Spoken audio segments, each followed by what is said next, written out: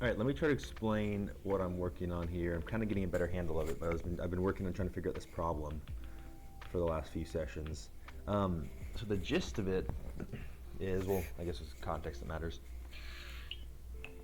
I was experiencing this problem in, honestly, now that I think about it, I don't remember why I originally was messing with this, but in the brick bounce code, I was, for some reason, messing around with ortho because the projection matrix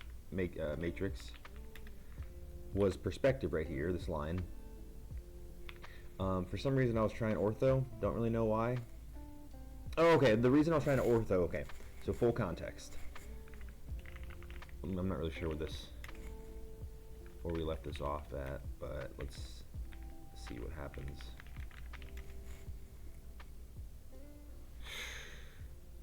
Ooh, what's wrong with this?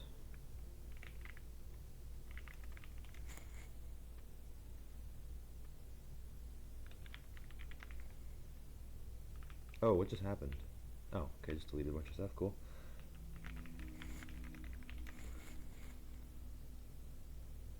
Okay, so where I was before with this working, oh shit, was I would use a perspective matrix just because that's what I used in like the OpenGL tutorial. Okay, it still doesn't work actually.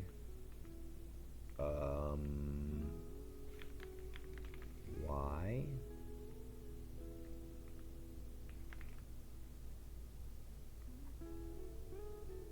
Well, that's a whole extra issue, I guess. Not really sure why it doesn't work. I don't remember where I left off with this, to be honest with you. Did I change the shader or something?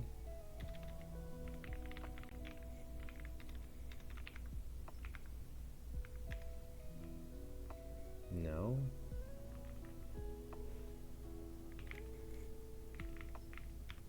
Interesting. Oh shoot, I don't remember what happened.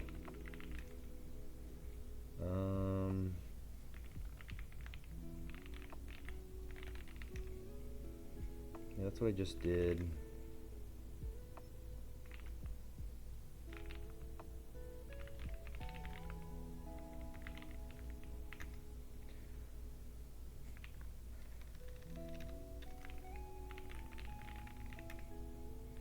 What did I change here that I broke that?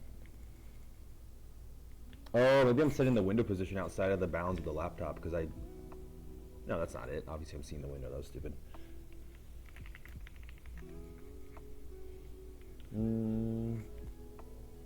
Aspect ratio.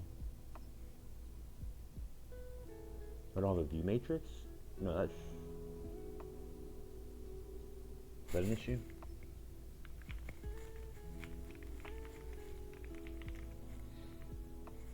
Do I need a view matrix? What's happening here? Well, this is a bit more of a tangent than I wanted then, to be honest with you. Okay, so here we go. Here's how the program is working with the perspective projection. And I said, all right, well, what I want to figure out is how to like properly implement collision logic.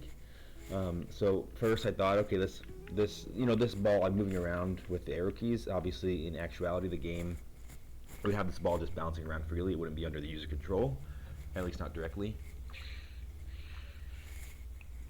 So the way I was kind of messing with it, I was like, okay, let me just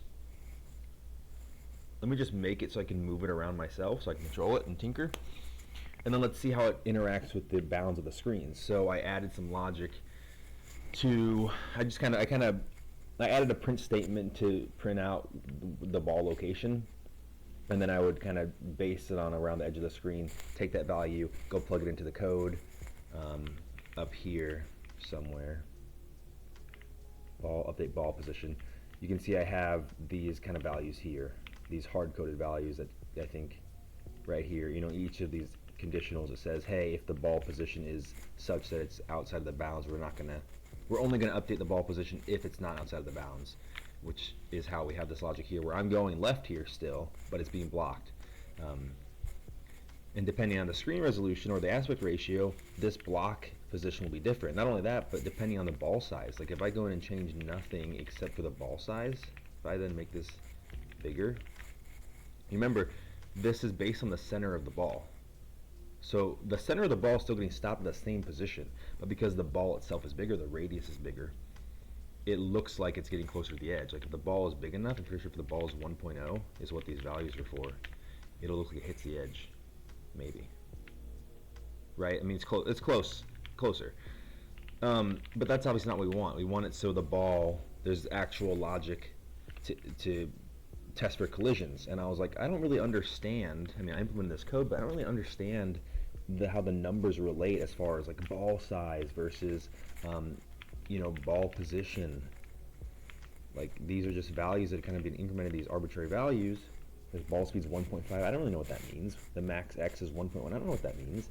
So something I saw kind of researching this was use an orthographic projection instead of a perspective projection. And I still don't understand intuitively projection matrices enough to know exactly why that makes a difference. But I was like, let me see what happens if I use ortho. Problem is, I switch to ortho and change nothing else, nothing appears. Like for example, and granted I don't know what the value should be, but it doesn't really matter because I know any values I'd use, the stuff wouldn't show up. So I was like, okay, that's not ideal. Nothing shows up when I switch to ortho. What do I do about that? And I was like, this is kind of hard to debug in this project. It's definitely hard to like post online and ask questions about because I don't want to have to share my entire project and have people have to dig through that much context.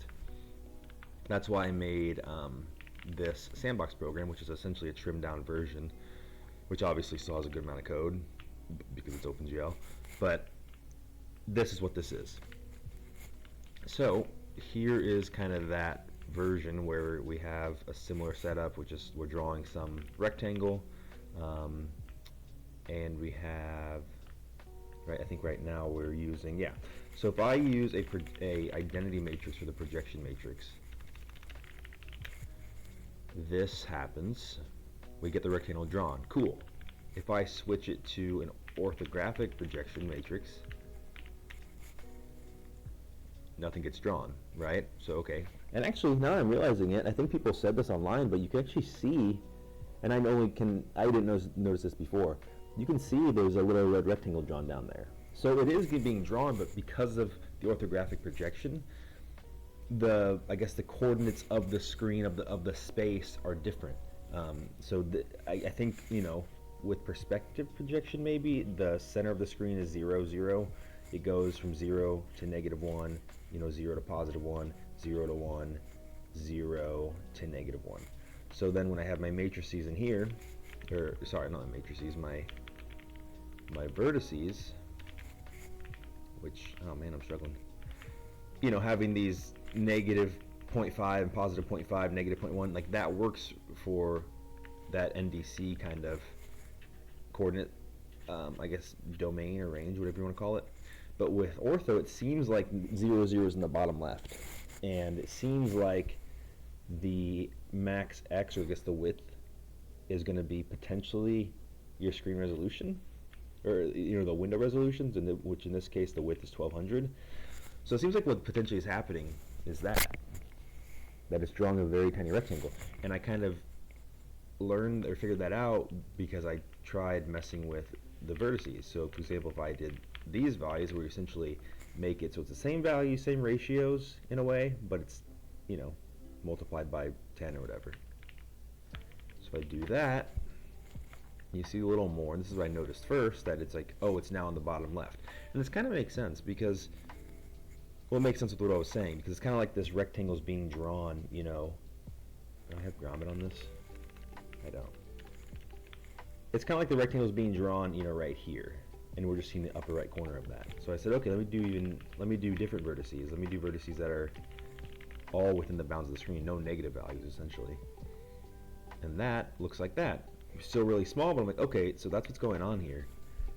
Orthographic projection must in some way be, again, the clips, the different, I don't know, what do you call it, the different coordinate spaces in graphics programming is still a huge confusing thing for me. I don't really understand how it works, but something about how the orthographic projection matrix is being applied changes the window coordinate space. All that to say, that helps me enough with unsticking myself, or unblocking myself rather, in the brick bounce program, so that's cool. But I do kind of want to dive into this and understand it at a little bit of a deeper level. So I thought I would try, I can't really screen share or whatever, but I thought I would try kind of just doing it on paper, really, doing the matrix math and see how it kind of affects things. So like, what even is happening when you do an orthographic projection? You're applying that matrix. I mean, really, you're doing this math right here. You're taking the vector, or the position, and doing some matrix vector multiplication, right? So I should do that on paper and see how that looks, see how that turns out, and that might help me understand it better.